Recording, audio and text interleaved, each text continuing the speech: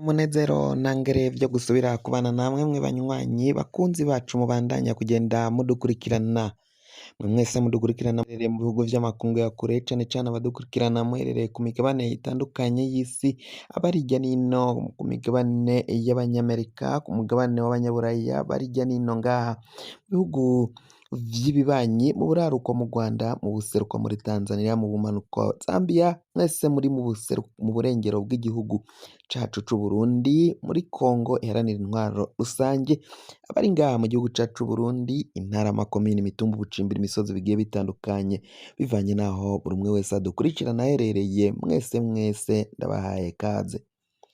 fyonda subscribe niba ukoresha ururimi rw'icongereza canke niba ukoresha ururimi rw'igifaransa fyonda sabone hama uraca uja ngaha iburyo urafyonda no kwako kantu kameze nk'agakengeri amakuru ibiganiro dutoza umwanya ku mwanya bizoja bigushikira aho uzoba uherereye hose kw'isi amakuru agezweko ariko aravugwa ngaha mu gihugu cacu c'Uburundi hariko haravugwa inkuru iteye ubwoba cane ku mutekano w'igihugu biravugwa ko ubwo General Prime Niyongabo yaba yari yagiye mu gihugu ca Repubulika iharanira intwaro rusange ya Kongo yoba yaragiye gusura abasirikari b'u Burundi akaja kubaramutsa mw'ikambi iyo kambi ikagabwako ibitero ivyo bitero ngo bikaba vyatumye General Prime Niyongabo yoba yarasiwe mu gihugu ca Repubulika iharanira intwaro rusange ya Kongo akaba yarazanwe yakomeretse cane kuri ubu ngubu akaba agwaye aremvye ari ku musego amagara aramukitse biravugwa ko ngo General Prime Niyongabo yoba agwariye aremvye ngaho mu bitaro vya Kira Hospital muri biri i Karusi ibi bitaro nivyo bijanwamwo abategetsi bakomakomeye cane abategetsi bakomeye ngaha mu gihugu c'Uburundi nivyo bitaro babanza gushikiramwo kugira ngo bakurikiranwe amagara yabo ngo nyuma yaho yahitiye mu bitaro vya gisirikari vyo mu Kamenge yaciye yimurirwa ngaho mu bitaro vy'i Karusi muri Kira natwe turashoboye amakuru aremeza neza ko Prime Niyongabo ngo yoba yararashwe isase rikamufata mu nda inda ngo rikaba ryarayishwanyuje kuri ubu ngubu akaba agwaye aremvye ayo ni amakuru twahawe n'abasoda bamwe bakomakomeye ariko ayo makuru akaba ari ibanga rikomeye cane ibanga amakuru y'umutekano ngaha mu gihugu amakuru atariko araja ahabona mu nyuma yaho rero Prime Niyongabo yari yazindukiye mu gihugu ca Repubulika iharanira intwaro rusange ya Kongo aja guhura n'abasoda bakuriye ibisirikare mu bihugu bitandukanye cane cane vyo muri SADC vyarungitse abasirikari ngaho mu gihugu ca Repubulika iharanira intwaro rusange ya Kongo inyuma yo kuva muri iyo nama yamuhuje n'umukuru w'igisirikare mu gihugu ca Tanzania Jacob John Mukunda na Mampwana wo muri Afrika y'Epfo mbere na Christian Chiwewe atwara ingabo z'igihugu ca Kongo na Cirumwami arongoye ibikorwa vya gisirikari ngaho mu gihugu ca Kongo muri Kivu y'uburaruko mu buseruko bw'ico gihugu mbere n'umukuru w'igisirikari ca Malawi n'abandi batandukanye abategetsi vya gisirikare mu vy'umutekano ngaha muri Kongo bose bari bitavye iyo nama yabereye mu gisagara ca Goma inyuma yo kuva muri iyo nama General Prime Niyongabo ngo yoba yaragiye ngaho mu bice vya Sake aho yagiye kuramutsa no gutera intege abasirikari b'igihugu c'Uburundi mu gushika ngaho rero ngo yoba yaraciye arasigwayo yaciye iyo kambi igavuga ko ibitero n'inyeshamba za M23 izo nyeshamba ngo zikaba zararashe bikomeye cane iyo kambi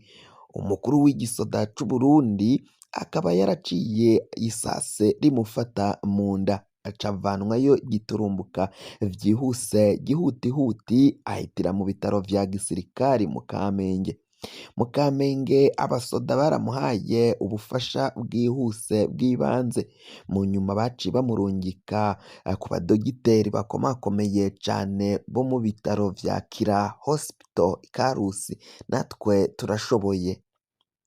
Aho niho kugeza mangaya Prime Niyongabo yoba aherereye, akaba agwaye aremvye ariko arakurikiranwa n'abaganga bakomakomeye kugira ngo bamuvane iryo sase mu nda. Ngo ibintu bibandanya kuba bibi cane, ibintu birakomeye mu mutekano w'igihugu. Ngo ubwo yajaga kuramutsa canke gutera intege abo basirikare b'u Burundi bari ku butaka bwa Kongo, ngo inyeshamba za M23 zari zahejeje gutahura amakuru y'uko Prime Niyongabo umukuru w'igisoda c'u Burundi yoba agiye gushika muri iyo kampi ihanamiye imisozi ya Sake. Ngo kandi ni naho ibitero vyari biriko birabandanyiriza kwerekeza. Ivyo bitero vyari bimaze indwi yose bariko baragwanira muri iyo misozi ikikuje ico gisagara ca Sake. Umukuru w'igisoda rero yahahuriye n'isanganya ahaca arasigwa ngaho muri ico gihugu, ariko biravugwa ko hari n'abandi basirikari baciye bapfa,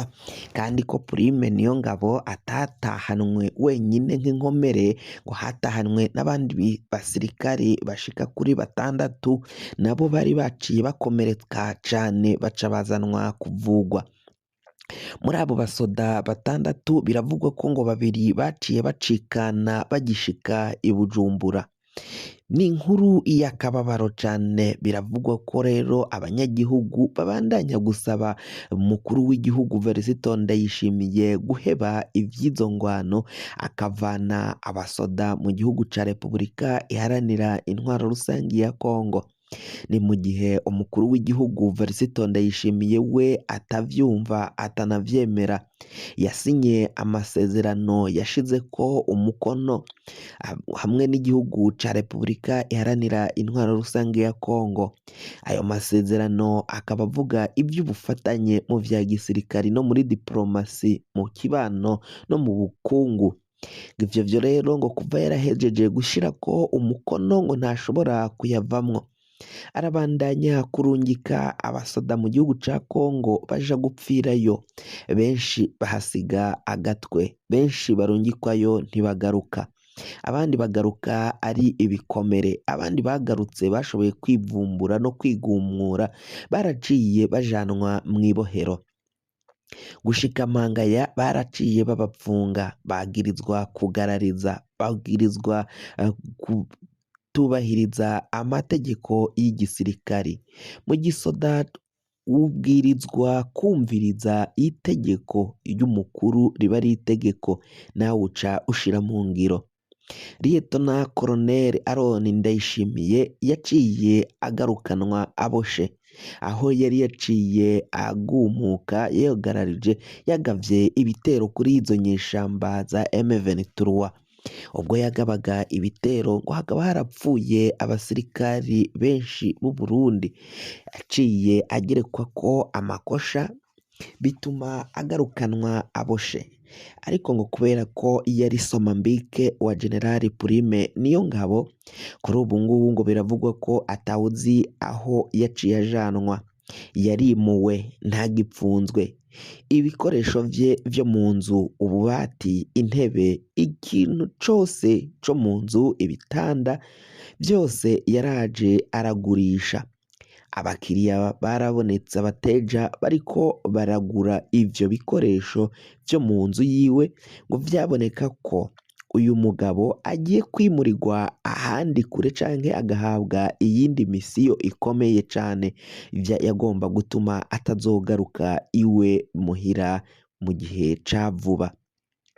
Bamwe rero bakavuga ko we kubera ko yaraziranye cane na Generali Prime Niyongabo we atahanwe, mu gihe abandi baciye bankabo baciye bapfungwa. Imbonerakure 6 n'abasirikari baraciye bajanwa kugandagurirwa ngaho mu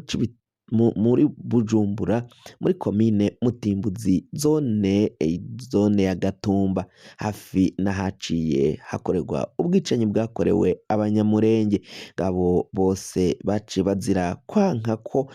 kuja ngaho mu gihugu ca Repubulika iharanira intwaro rusange ya Kongo baca bicwa n'iperereza riyobowe na Generali Ildefonsi Habarurema. Fyonda subscribe niba ukoresha ururimi rw'icongereza canke niba ukoresha ururimi rw'igifaransa fyonda sabone hama uraca uja ngaha iburyo urafyonda no kwako kantu kameze nk'agakengeri amakuru ibiganiro dutoza umwanya ku mwanya bizoja bigushikira aho uzoba uherereye hose ku isi. Mwe mwahejeje gufyonda subscribe kandi tukaba tubakengurukira cane muri abo kubahwa. Amakuru yacu tugenda dushikiriza buri masaha buri mwanya azaje abashikira aho muzoba muherereye.